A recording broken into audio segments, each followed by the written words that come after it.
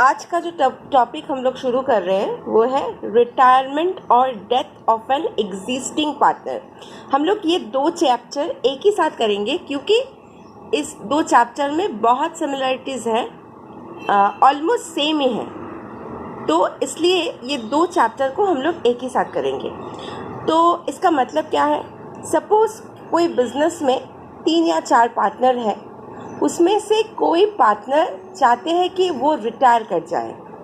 ऐसा हो सकता है कि वो रिटायर कर जाए, रिटायर मतलब वो फर्म को छोड़ देंगे। और ऐसा भी हो सकता है कोई पार्टनर का डेथ हो गया, इन दैट टाइम रिकंस्ट्रक्शन फिर से करना पड़ता है। रिकंस्ट्रक्शन मतलब फिर से नया एग्रीमेंट, जो कंटिन्यूइंग पार्टनर है, जो पार्टनर कंटिन्यू करेंगे उनके बीच में फिर से एक एग्रीमेंट करना पड़ता है और वो एक नया फर्म बन जाता है।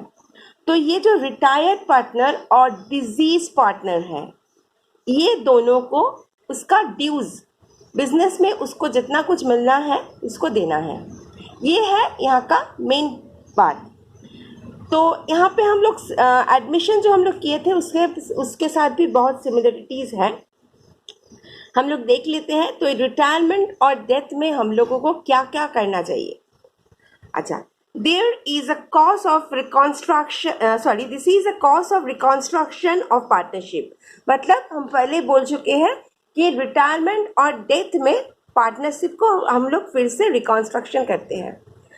ड्यू टू रिटायरमेंट और death of an existing partner, the previous agreement cancelled and new agreement comes in force with the continuing partner। जो हम बोल चुके हैं, जो continuing partner है उनके बीच में दूसरा एग्रीमेंट होगा।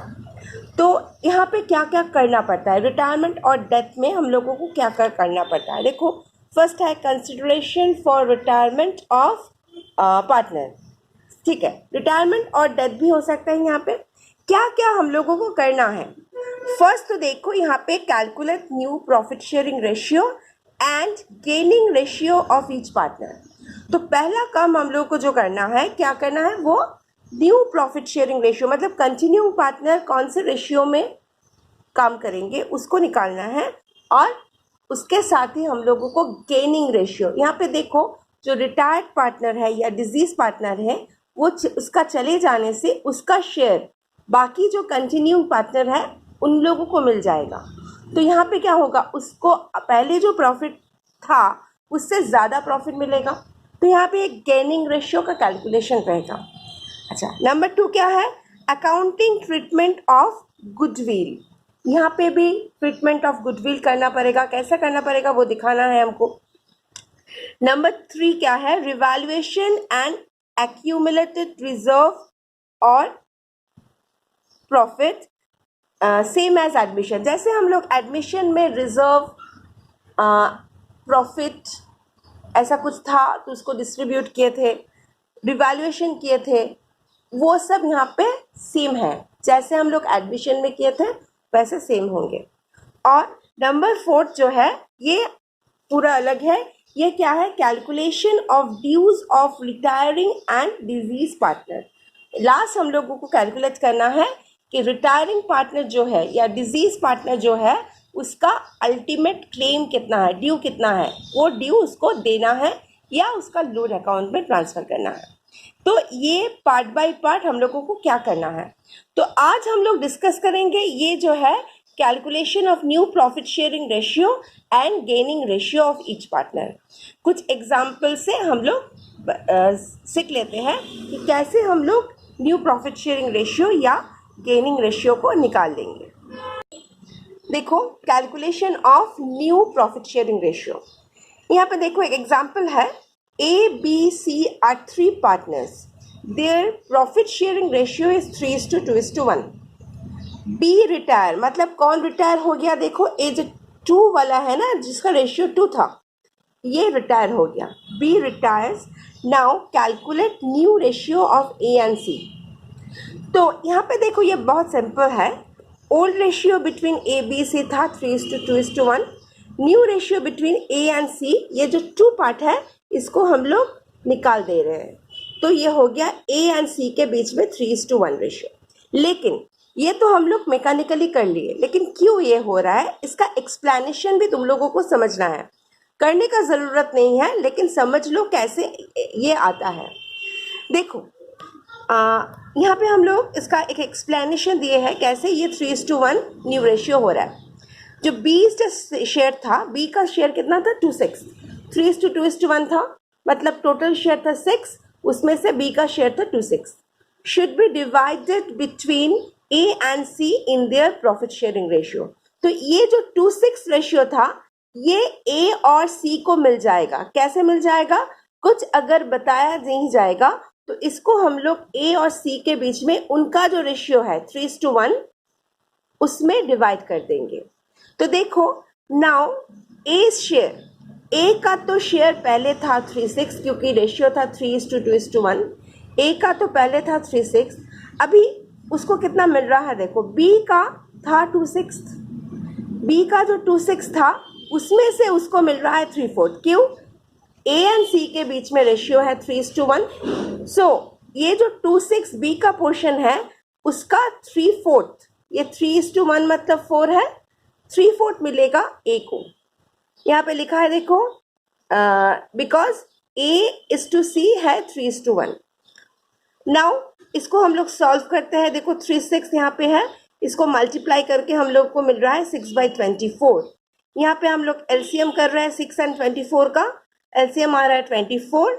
तो यहाँ पे देखो 12 + 6 18/24। उसी तरह हम लोग अगर सी का करते हैं, देखो सी का शेयर था 1/6, फिर से देखो 3:2:1 था तो सी का शेयर है 1/6, 1/6 प्लस उसका जो 2/6 बी का जो 2/6 था उसमें से 1/4 सी को मिल रहा है। तो 1/6 प्लस इसको मल्टीप्लाई किए 2/24, एलसीएम है 24, यहाँ से आ रहा है 4 + 2 तो 6/24। तो अभी देखो न्यू रेशियो कितना आ रहा है 18:6, और 18:6 को अगर हम लोग कैंसिल करते हैं ये आ रहा है 3:1। तो तुम लोगों को इतना बड़ा करने का कोई ज़रूरत नहीं है, लेकिन तुमको समझना है कैसे हम लोगों का ये जो हम लोग बोल दिए थे यहाँ पे ए एंड सी का रेशियो हो जाएगा 3:1। ये बहुत इजी है क्योंकि यहाँ पे कोई ऐसा नहीं बताया कि बाद में ए और सी उनके बीच में कैसे रेशियो निकालेंगे, या ये नहीं बताया कि बी का शेयर ए और सी में कैसे बांटेंगे। इसलिए इसका एक्सप्लेनेशन कोई ज़रूरत नहीं है।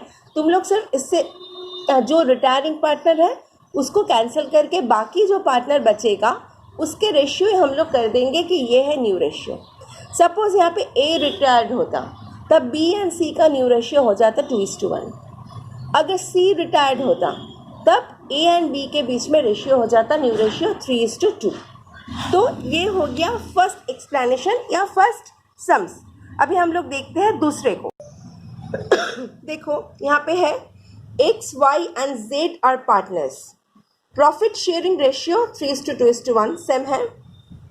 जेड रिटायर्स, कौन रिटायर हो रहा है? ये लास्ट वाला जो पार्टनर है जेड, वो रिटायर हो रहा है। X takes 1/10 and Y takes 1/15 from Z। मतलब Z के पास से X को मिल रहा है 1/10 and Y को मिल रहा है 1/15। ठीक है। Calculate new profit sharing ratio and gaining ratio. ठीक है। तो अभी हम लोग देख रहे हैं कैसे हम लोग इसे करते हैं। देखो X का रेशियो था 3:6 क्योंकि 3:2:1 था, तो X का एग्जिस्टिंग रेशियो है 3:6, और जो Z रिटायर हो रहा है उसके पास से अकॉर्डिंग टू क्वेश्चन उसे मिल रहा है 1/10। तो अगर हम लोग इसको सॉल्व करते हैं तो यहाँ पे एलसीएम कितना आ रहा है देखो 60, 30 भी कर सकते हो तुम लोग, 60 और यहाँ पे देखो 36/60। Y का है देखो 26 + 1/15 30, और यहाँ पर 10 + 2 करके हो रहा है कितना 12/30, और यहाँ पे 60 है, इसको 60 करने के लिए हम मल्टीप्लाई किए 2 से, तो यहाँ पे आ गया 24/60। तो अभी हम लोग x एंड y के बीच में जो नया रेशियो है देखो 36:24, इसको कैंसिल करके मिल रहा है 3:2, मतलब x एंड y का न्यू रेशियो है 3:2। ये तो बहुत इजी है। अभी गेनिंग रेशियो हम लोग अगर फॉर्मूला से करते हैं तो गेनिंग रेशियो का फॉर्मूला क्या है, new ratio minus old ratio. ठीक है, तो x का देखो पुराना जो रेशियो था, सॉरी नया जो रेशियो है 3:2 वो है 3/5 और पुराना रेशियो था 3:2:1 तो 3/6। इसको अगर हम लोग सॉल्व करते हैं, देखो ये आ रहा है 3/30 एंड y का नया रेशियो है 2/5 एंड पुराना रेशियो था 2/6। इसको सॉल्व कर रहे हैं तो आ रहा है 2/30। मतलब gaining ratio between x and y है 3:2। हम लोग यहाँ पे कर चुके हैं, ये करने का ज़रूरत भी नहीं था क्योंकि जैसे हम लोग एडमिशन में किए थे यहाँ पे भी सेम रूल है। देखो x एंड y के बीच में न्यू रेशियो है 3:2 एंड उनके बीच में ओल्ड रेशियो था 3:2। तो यहाँ पे भी सेम रूल फॉलो होगा कि new ratio and old ratio between continuing partner same रहेगा, तो वही होगा गेनिंग रेशियो। ठीक है, लेकिन पहला समस्या है इसलिए हम करके दिखाए कैसे गेनिंग रेशियो निकालते हैं। नहीं तो हम लोग वैसे भी कर सकते हैं, अगर new ratio and old ratio same है तब हम लोग उसी को गेनिंग रेशियो मान लेंगे। अभी और एक क्वेश्चन देखो, example 2, A B and C are partners, profit sharing ratio है 5:4:3। After retirement of C, A and B share equally. यहाँ पे देखो ए एंड बी क्या करेगा, इक्वली प्रॉफिट को शेयर करेगा। Calculate gaining ratio.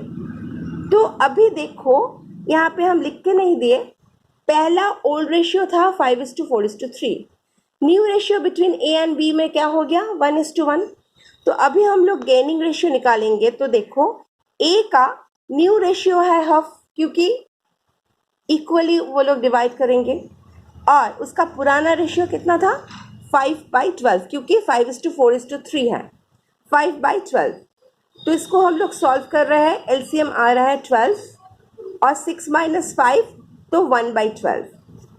बी का देखो अभी न्यू रेशियो है 1/2, पहले था -4/12 तो एलसीएम है 12। इसको हम लोग सॉल्व कर रहे हैं तो ये हो गया 2/12। तो gaining ratio in between A and B जो कंटिन्यूइंग पार्टनर है वो क्या हो गया 1:2।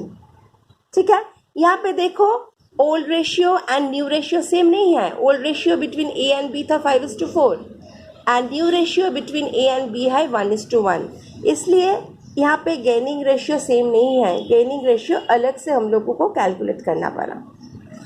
अच्छा, अभी हम लोग जाते हैं नेक्स्ट एग्जाम्पल पे।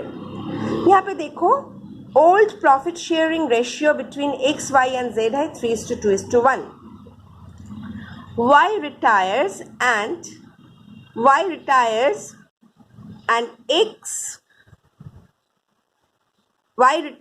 and x and z takes y's share equally। क्या हो गया, y रिटायर के कर दिए और x एंड z जो है वो y से इक्वली शेयर को डिवाइड कर लिया।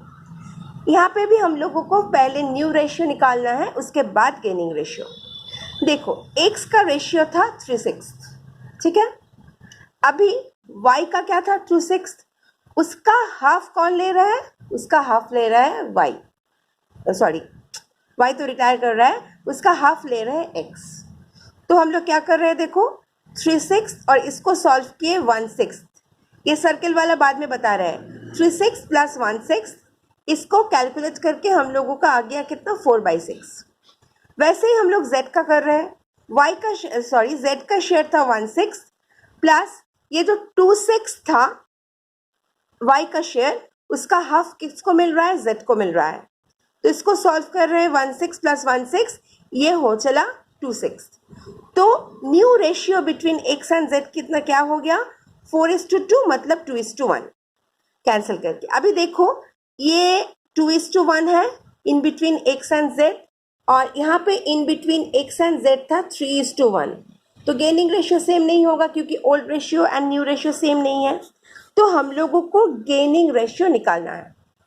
यहाँ पे हम लोग माइनस करके भी निकाल सकते हैं लेकिन बहुत इजी है। देखो यहाँ पे एक्स्ट्रा x को कितना मिल रहा है 1/6, पहले तो 3/6 उसको था ही, अभी उसको एक्स्ट्रा मिल रहा है ये 1/6। z का भी देखो 1/6 था, उसको एक्स्ट्रा कितना मिल रहा है 1/6। तो ये जो 1/6 उनको एक्स्ट्रा मिल रहा है, यही उन्होंने गेन कर लिए। तो हम लोग बोल सकते हैं कि gaining ratio between x and z है, देखो 1/6 मतलब 1:1। तो ये भी एक तरीका है कैसे हम लोग गेनिंग रेशियो को इजीली निकाल सकते हैं।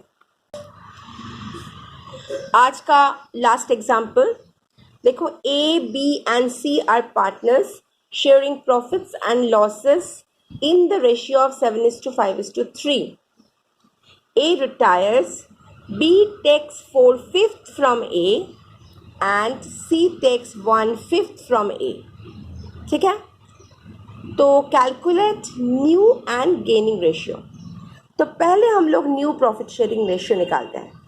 देखो A रिटायर कर गया, B का पहले वाला शेयर था 5/15, देखो 7:5:3, टोटल हम लोगों को मिल रहा है 15, तो B का पार्ट था 5/15 और A से उसको मिल रहा है 4/15। ठीक है, तो 5/15 प्लस 4/15 कितना आ गया 9/15। C का देखो, C का पहले का शेयर था 3/15 और उसको कितना मिल रहा है, उसको मिल रहा है 1/5। तो इसको भी हम लोग सॉल्व कर लिए, यहाँ पे एलसीएम है 15 और 3 + 3 आ रहा है तो 6/15। तो B एंड C के बीच में न्यू रेशियो बन गया कितना 9:6, दैट इज 3:2। ठीक है, अच्छा अभी देखो गेनिंग रेशियो जब हम लोग निकालेंगे, B और C का यहाँ पे ओल्ड रेशियो था 5:3, यहाँ पे न्यू रेशियो है 3:2, मैच नहीं हो रहा है, तो ये गेनिंग रेशियो नहीं बनेगा। तो अभी लास्ट सम्स में हम लोग जैसे देखे थे, देखो B को एक्स्ट्रा कितना मिल रहा है, ये 4/15 वाला, एंड C को मिल रहा है 1/5 वाला, तो यही उसका गेनिंग है।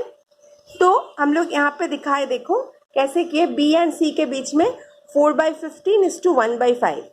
तो यहाँ पे 15 है, इसको भी हम लोग 15 बना लेते हैं, तो 3 से मल्टीप्लाई ऊपर नीचे दोनों जगह पे किए, न्यूमरेटर डिनोमिनेटर पे, तो यह क्या हो गया 4/15:3/15। तो गेनिंग रेशियो क्या बन गया 4:3। ये एक तरीका है। दूसरा तरीका है क्या, अल्टरनेटिव मेथड जो है, जो हम लोग फॉर्मूला से निकालते हैं, new ratio minus old ratio. देखो B का न्यू रेशियो है, हम यहाँ पे 9/15 किए हैं, तुम लोग 3/5 भी कर सकते हो। 9/15 माइनस 5/15, 5/15 क्यों, B का यहाँ पे रेशियो था 5, इसलिए 5/15। इसको सॉल्व करके हम लोगों को आ रहा है 4/15। C का भी 6/15 माइनस 3/15 करके सॉल्व करके हम लोगों को मिल रहा है, देखो 3/15। तो गेनिंग रेशियो क्या बन गया, B/C में 4:3। तो हम लोग दो तरीका से गेनिंग रेशियो निकाल सकते हैं, हम लोग दोनों तरीका ही दिखा दिए। तो आज का हम लोग जो सीखे हैं, वहाँ पे हम लोग सिर्फ ये जो रिटायरमेंट और डेथ पे जो करना है, उसका first part new ratio and gaining ratio हम लोग कैसे निकालते हैं उसका जिक्र किए हैं। तो अभी देखो इसको हम लोग क्या काम में लगेगा। एक तो है MCQ एंड SAQ में, जैसे हम लोग एग्जाम्पल दिए हैं, ऐसे एग्जाम्पल से क्वेश्चन आ सकता है MCQ एंड SAQ में। और दूसरा है जब हम लोग long question retirement and death में करेंगे, तब ये एक पॉइंट हो सकता है, और जो एडिशनल इंफॉर्मेशन है वहाँ पे हम लोगों को न्यू रेशियो निकालना है, गेनिंग रेशियो निकालना है, वहाँ पे भी ये काम में लगेगा। तो ये जो है ये छोटा क्वेश्चन में आएगा और लॉन्ग क्वेश्चन में एज अ पार्ट ये क्वेश्चन आएगा। तो इसको अच्छे से समझना है, उसके बाद हम लोग लॉन्ग क्वेश्चन पे जाएंगे। तो आज के लिए इतना ही, तुम लोग इसको देखो और हम इस क्वेश्चन का कुछ होमवर्क भी भेज रहे हैं, उसको भी तुम लोग करो। Okay, thank you.